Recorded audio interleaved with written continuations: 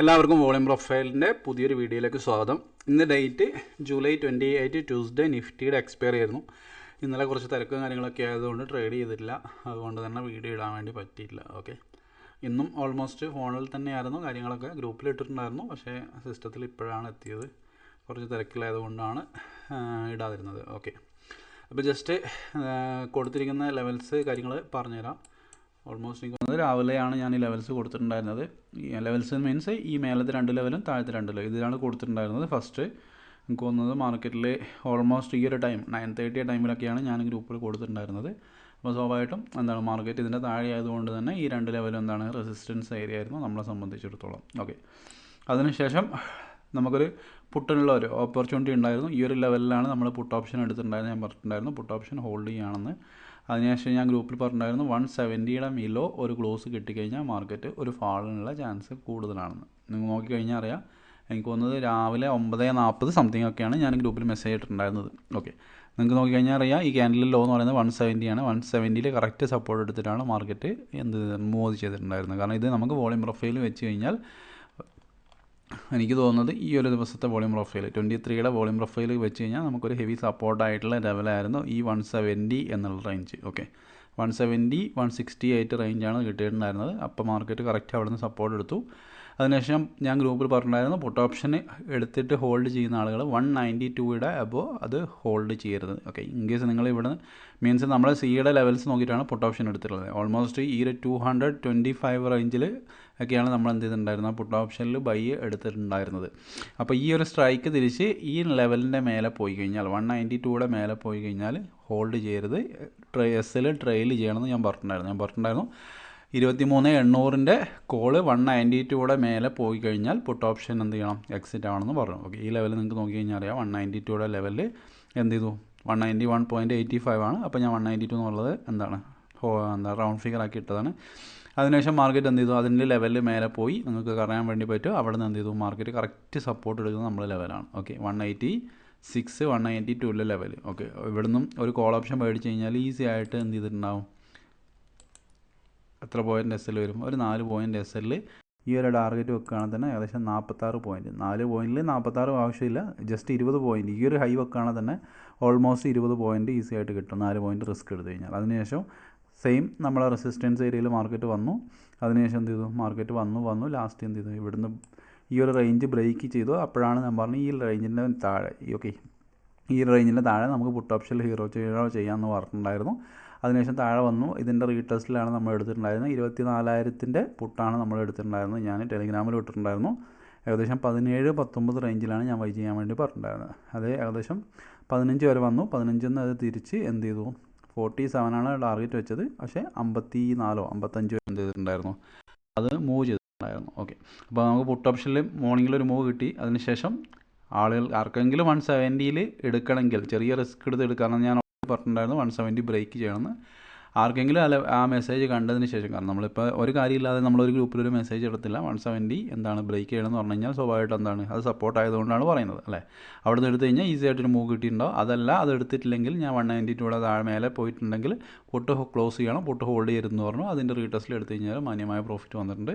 അതിനുശേഷം hero zero നമുക്ക് 15 വരെ വന്നിട്ടുണ്ടായിരുന്നു. പക്ഷേ ഞാൻ കൊടുത്തിരുന്നത് 19-17 റേഞ്ചാണ്. ഇവൻ ദോ 19 എടുത്തു കഴിഞ്ഞാലും ഡബിൾ ഈസി ആയിട്ട് നിങ്ങൾ എത്രയാണ് ക്യാഷ് മീൻസ് ഒരു 5,000 ആണ് റിസ്ക് എടുത്തെങ്കിൽ നിങ്ങൾക്കത് ഡബിൾ ആക്കാൻ വേണ്ടി പറ്റിയിട്ടുണ്ടാവും. അത് ടെലിഗ്രാമിലാണ് ഇട്ടിട്ടുണ്ടായിരുന്നത് ആ ലാസ്റ്റ് ട്രേഡ്. ഓക്കെ, ലെവൽസ് ഞാൻ ഓൾറെഡി എന്ത് ചെയ്തിട്ടുണ്ടായിരുന്നു മാർക്കറ്റിൽ കൊടുത്ത് ഈ ലെവലിൻ്റെ താഴെ പുട്ട് ഓപ്ഷൻ ഹോൾഡ് ചെയ്യാമെന്ന്. സ്വാഭാവികമായിട്ടും ഇതായിരുന്നു നമ്മളെ പ്രോപ്പർ എൻട്രി. പക്ഷേ മാർക്കറ്റ് എന്ത് ചെയ്തു 205 വരെ വന്നിട്ട് അവിടെ നിന്നാണ് മാർക്കറ്റ് ഫോളോ ചെയ്തത്. എങ്കിൽ പോലും ചെറിയ റിസ്ക്. ഓക്കെ, ഏകദേശത്തിലാണെങ്കിൽ 2 മണിക്കൊക്കെ ഒരു പുട്ട് ഓപ്ഷൻ എടുത്ത ആളുകൾക്ക് പുട്ടിനകത്ത് എന്ത് ചെയ്തിട്ടുണ്ടാവും ഒരു മൂവ്മെൻറ്റ് കിട്ടിയിട്ടുണ്ടാവും. ജസ്റ്റ് ഞാൻ പുട്ട് ഓപ്ഷൻ്റെ ഒരു ചാർട്ട് കാണിച്ചു തരാം. ഏകദേശം 2 മണിക്കുള്ള റേഞ്ച് 90-100 റേഞ്ചിലുണ്ടായിരുന്ന സാധനം ഏകദേശം 158 വരെയൊക്കെ പോയിട്ടുണ്ട്. ഓക്കെ, അപ്പോൾ ചെറിയ പ്രീമിയം ഈസി ആയിട്ട് ഡബിൾ ആയിട്ടുമുണ്ട്. പിന്നെ ഓക്കെ, ഇതാണ് കൊടുത്തിട്ടുണ്ടായിരുന്നത്. ഇന്ന് വേറെ പ്രത്യേകിച്ച് കൂടുതൽ ലെവൽസ് കാര്യങ്ങൾ കൊടുത്തില്ല. എല്ലാം ഇന്ന് രാവിലെയാണ് കൊടുത്തിട്ടുണ്ടായിരുന്നത്. കാരണം ഇന്നലെ തിരക്കായതുകൊണ്ട് പ്രത്യേകിച്ച് കൊടുക്കാൻ വേണ്ടി പറ്റിയില്ല. ഓക്കെ, ജസ്റ്റ് ഗോൾഡിലേക്ക് പോകാം. ഗോൾഡിലെ വീക്കിലി ലെവൽ ഓൾറെഡി ഞാൻ ഗ്രൂപ്പിൽ കൊടുത്തിട്ടുണ്ടായിരുന്നു. 100 ലെവൽ 5 മിനിറ്റ്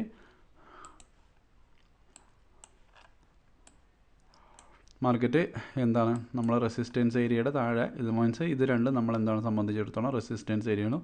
മാർക്കറ്റ് മേലെ പോയി ഒരിക്കലും നമ്മൾ ബൈ ചെയ്യില്ല. നമുക്ക് ബൈ ചെയ്യണമെങ്കിൽ എന്താണ്, ഞാൻ ഓൾറെഡി ലാസ്റ്റ് വീഡിയോയിൽ നിങ്ങൾ കാണാത്ത ആളുകളാണെങ്കിൽ എന്ത് ചെയ്യുക, ലാസ്റ്റ് സാറ്റർഡേ ഇട്ട വീഡിയോ നിങ്ങൾക്ക് കണ്ടു കഴിഞ്ഞാൽ മനസ്സിലാവും എങ്ങനെയാണ് ബൈ ചെയ്യാമെന്ന്. ഓക്കെ, അതിനുശേഷം ഇത് മേലെ പോയി, പക്ഷേ മാർക്കറ്റ് എന്ത് ചെയ്തില്ല, ഇതിൻ്റെ മേലെ ക്ലോസ് ചെയ്തത് ബൈ എടുത്തില്ല. അതിനുശേഷം താഴെ ക്ലോസ് ചെയ്തു.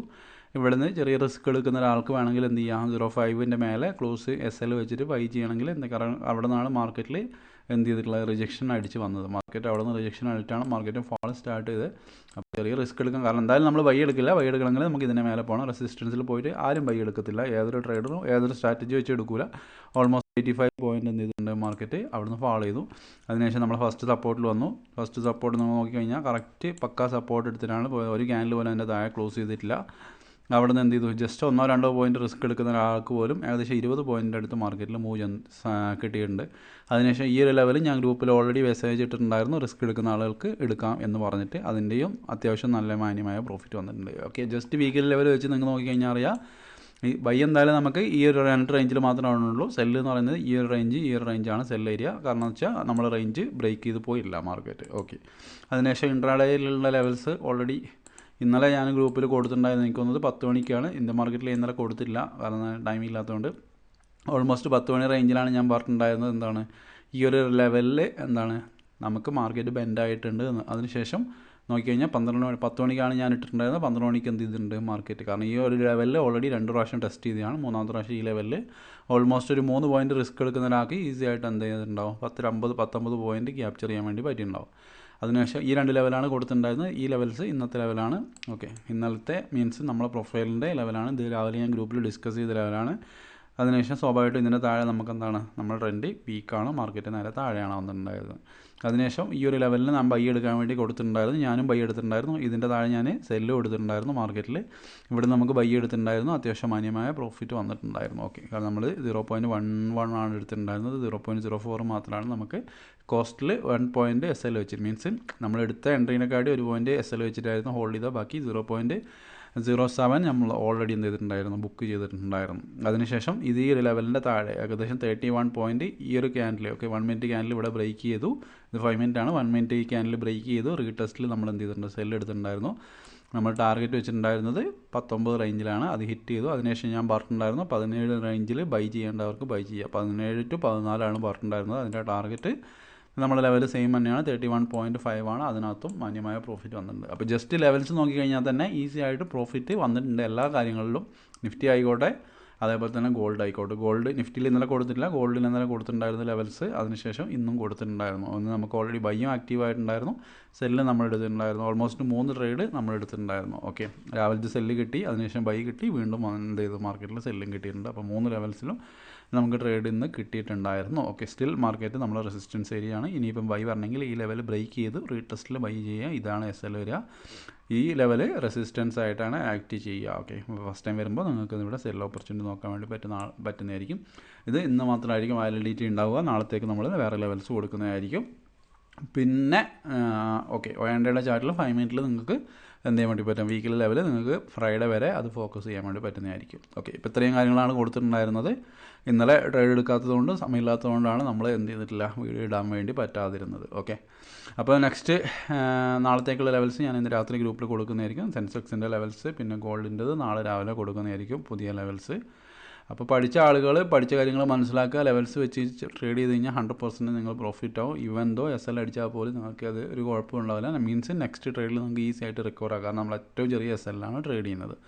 അപ്പോൾ കൂടുതലായിട്ട് ആർക്കെങ്കിലും പഠിക്കാൻ താല്പര്യം ഉണ്ടെങ്കിലാണ് ഞാൻ പറയുന്നത്. വീണ്ടും പറയുന്നുണ്ട്, അല്ലാതെ കോൾസ് മാത്രം കണ്ടിട്ട് വന്നിട്ട് കാര്യമില്ല. പഠിച്ച് എന്താണ് ചെയ്യുന്നത് മനസ്സിലാക്കുക. ബൈ ചെയ്യുകയാണെങ്കിൽ എന്താണ് ബൈ ചെയ്യുന്നത് മനസ്സിലാക്കുക. സെല്ല് ചെയ്യുമ്പോൾ എന്തുകൊണ്ട് സെല്ല് ചെയ്യുന്നത് മനസ്സിലാക്കിയിട്ട് മുന്നേറാം. മീൻസ് ട്രേഡിങ് കൊണ്ട് എന്തെങ്കിലും ഒരു എന്താ പറയുക അഡ്വാൻറ്റേജ് ഉണ്ടാക്കിയെടുക്കാൻ താല്പര്യം, അല്ലാതെ ചുമ്മാ ഗെയിം കളിക്കാൻ വരുന്ന ആളുകൾ വരരുത്. ഓക്കെ, ചുമ്മാ ബൈ ചെയ്യുക, ചുമ്മാ സെല്ല് ചെയ്യുക, അങ്ങനത്തെ ആളുകൾക്ക് നമുക്ക് താല്പര്യമില്ല, പഠിപ്പിച്ചു കൊടുക്കാനും താല്പര്യമില്ല. അപ്പോൾ ട്രേഡിങ് കൊണ്ട് നിങ്ങളുടെ ലൈഫിൽ നിങ്ങൾക്ക് എന്തെങ്കിലും ഉണ്ടാക്കിയെടുക്കണം എന്നൊരു ബോധ്യത്തോടെ വരുന്ന ആളുകൾ വരിക. പഠിച്ച് കാര്യങ്ങൾ മനസ്സിലാക്കി ചെയ്യാൻ താല്പര്യമുള്ള ആൾ വരിക. ഓക്കെ, അല്ലാതെ മറ്റുള്ളവരെ പ്രോഫിറ്റ് കാണാൻ വേണ്ടിയിട്ടോ മറ്റുള്ളവർ ലോസ് കാണാൻ വേണ്ടിയിട്ടോ മറ്റുള്ളവർ ട്രേഡ് ചെയ്യുന്ന കാണാൻ വേണ്ടി വന്നിട്ടല്ല. നിങ്ങൾക്ക് എന്താണ് വേണ്ടത് അത് നിങ്ങൾക്ക് ഇവിടുന്ന് കിട്ടുന്നുണ്ടോ? കാരണം ഞാൻ എല്ലാ ദിവസവും ലെവൽസ് ഇടുന്നുണ്ട്, എല്ലാ ദിവസവും വീഡിയോ ചെയ്യുന്നുണ്ട്. ഓക്കെ, അപ്പോൾ ഇത് കണ്ടിട്ട് നിങ്ങൾക്ക് അതുകൊണ്ട് എന്തെങ്കിലും യൂസ്ഫുള്ളാവും പഠിച്ചു കഴിഞ്ഞാൽ എന്ന് തോന്നുന്നുണ്ടെങ്കിൽ, കാരണം നമ്മൾ 10,000, 20,000, 30,000 ഒന്നും കൊടുത്തിട്ടല്ല പഠിപ്പിക്കുന്നത്. ജസ്റ്റ് ഏറ്റവും ചെറിയ ഫീസ് നിങ്ങൾക്ക് അഫോർഡബിളായ ഫീസിലാണ് നമ്മൾ പഠിപ്പിക്കുന്നത്. അപ്പോൾ അതുകൊണ്ട് നിങ്ങൾക്ക് വെർത്ത് ഉണ്ടോ എന്ന് നിങ്ങൾക്ക് എൻ്റെ വീഡിയോ കണ്ടു കഴിഞ്ഞാൽ മനസ്സിലാക്കാൻ വേണ്ടി പറ്റുന്നതായിരിക്കും. ഓക്കെ, അങ്ങനെ മനസ്സിലാവുന്നുണ്ട് ആളുകൾ മാത്രം വരിക, അല്ലാതെ ഒന്നും മനസ്സിലാവാതെ ഇവിടെ വന്നിട്ട് ജസ്റ്റ് വന്നിട്ട് മെസ്സേജ് അയച്ചുകൊണ്ട് പ്രത്യേകിച്ച് കാര്യമില്ല. പഠിച്ചിട്ട് ട്രേഡ് ചെയ്യാൻ താല്പര്യമുള്ളവർ മാത്രം വരിക. അപ്പോൾ നിങ്ങൾക്ക് എന്ത് ചെയ്യാം, കോഴ്സ് അറ്റൻഡ് ചെയ്യാം, നമുക്ക് ഗ്രൂപ്പിൽ നിങ്ങൾക്ക് സപ്പോർട്ടും കിട്ടുന്നതായിരിക്കും. ഓക്കെ, അങ്ങനത്തെ ആളുകൾ മാത്രമേ നമുക്ക് ആവശ്യമുള്ളൂ. അപ്പോൾ അത്രയേ ഉള്ളൂ. അപ്പോൾ നെക്സ്റ്റ് വീഡിയോ ആയിട്ട് കാണാം. Thank you.